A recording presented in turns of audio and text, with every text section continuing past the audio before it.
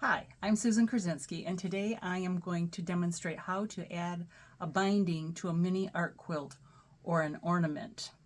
The things that you'll need to assemble are some glue, some scissors, an iron. You'll have your sewing machine ready to go. So adding a binding to an ornament.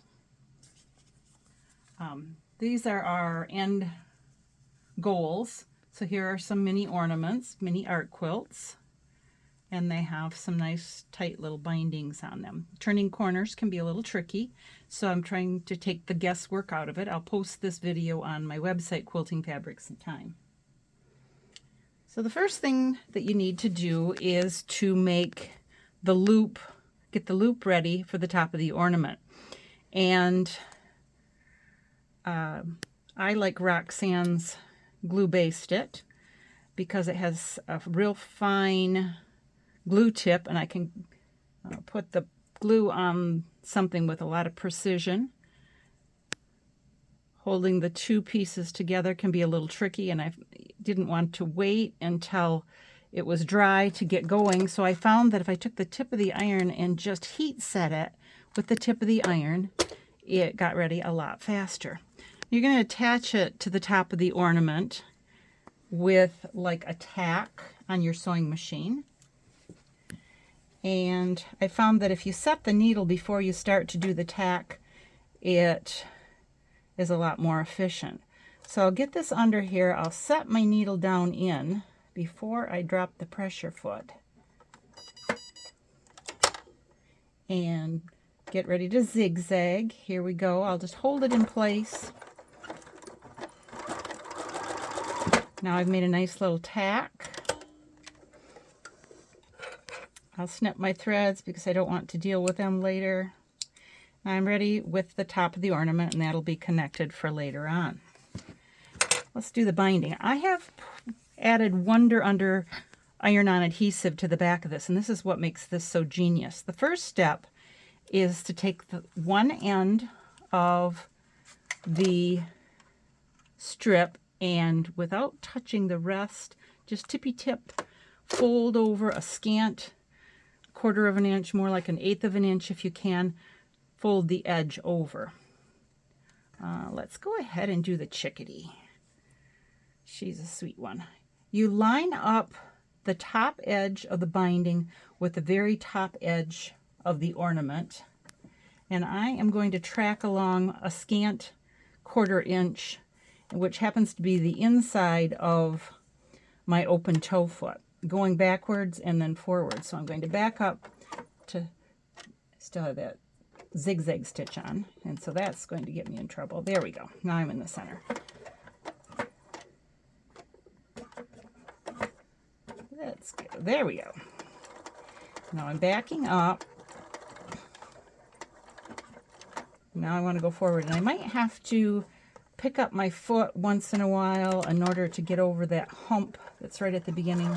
I'm going to sew down within that scant 1/4 inch. I'll sew all down the first side until I get a scant 1/4 inch away. Here's where you can mark it with a fabric marker, but I am pretty good at telling that this is a 1/4 inch away.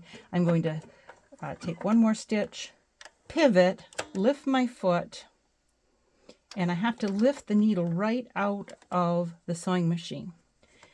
I'm going to fold this on a diagonal, and then I'm going to fold it back toward me so that it's parallel with the edge, and it's like a perfect little box. I know that it's right when everything lines up perfectly, kind of like a box in geometry class. So backwards, if it gets caught, there it got caught, I have to lift my foot and just coax it along. Sew across the bottom, 1/4 inch to the edge. That's good. I'll take one more stitch to kind of lock it in place. Lift the pressure foot, fold the diagonal, fold it in a little box, backwards, forwards. Now only sew halfway up the third side because you have a little work to do. Stop there, you're halfway.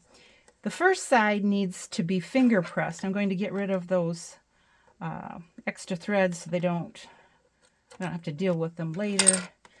finger press that first side open, because you want this the ornament to have this sewn face to face, so it makes a nice clean edge. And now I have some extra fabric. I'm going to fold it so that, and here's, if I could draw a little arrow right here, this is a notch. When this is perfectly aligned with this a 1/4 inch away, then I know that when I sew right there, it's going to come out perfectly. But I have too much fabric, so I need to just stop and take a little snip, give myself that 1/4 inch edge, snip about that much off. And I could try to sew this, but this is going to keep flipping. Here's where I can take my iron, and I'll try to put it this way so the camera can see it. I'm going to not touch too much, but I just touch the edge so that that's folded over yet, and now it won't slip and slide open while I try to sew. Continue, this is open. You'll figure it out when you do it wrong and have to pull out the stitches, but you need to open that up. Now I'm sewing right into that notch, backing up, and the sewing is done. So it's tricky the first few times you do it, and then it gets faster and faster. Now you're ready for the pressing. I'll set all this aside. And I like to just finger press those corners open. They're ready to go. And I'm going to press. Now this has adhesive on it, and so I'm going to fold the bottom edge up first. Press. And since I sewed this side first and it's on the underside, I'm going to press this as the next side. I'll have to pull those little ravelings off later. Once in a while, this will extend past the edge of this third side, and I might snip this little, I'll just snip this off for general principle. I have to snip that little edge off just to catch the edge. Now I'll pull this last side toward me. And it's because there's no adhesive under that part that we turned over, this is flipping up. Here's where your glue based it. Has that perfect little tip. And we can heat set some glue. And, oopsie. Like a little need is a little press. A little press. And there we go. And if you're afraid that it might iron might be too hot, you can always set it under a little parchment paper before you press. But there's a finished art quilt with a binding that had adhesive on the back of it. Now I can snip off any of those, but it's good to go. Good luck.